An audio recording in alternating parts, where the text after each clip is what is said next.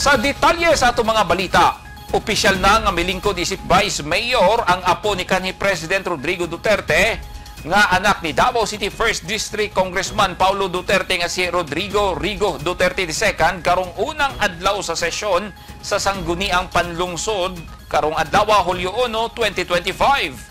Sangit wala makapanumpa isip mayor sa Davao City si kanhi President Duterte, milingkod ang iyang anak nga si Sebastian Baste Duterte isip acting mayor sa syudad nga gipili sa mga Davaoenyo nga vice mayor. Sa iyang inaugural speech, mapasalamaton si Rigo Duterte sa katungdanan ug responsibilidad nga gisalig kaniya sa katawhan sa Davao. Atol sa sesyon, nakapili na sab og committee chairmanship ang mga konsihal. Statement ng DILG, pero sa ko alam ha, hoping yapon ko ng kabalik akong lolo para outside ako. Kaya more than na akong gusto as a presiding officer akong lolo.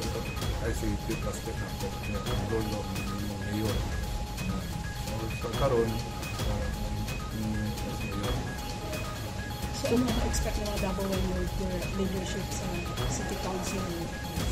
Expect niya, for sure, paningamutan din ako na hindi din masayang ng photo. Ako at sama ang pamilya. Trabaho naman dyan. Buhaton din ako. Tanan ako makaya para to serve the people of Davao. Hapon na yun ang session. Oo, hapon na.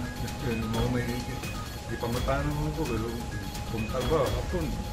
Pwera man, sa punta, pwera po, hapon. Hapon na session. Ano sa priority legislation nito, guys? Number one, to consolidate ang peace.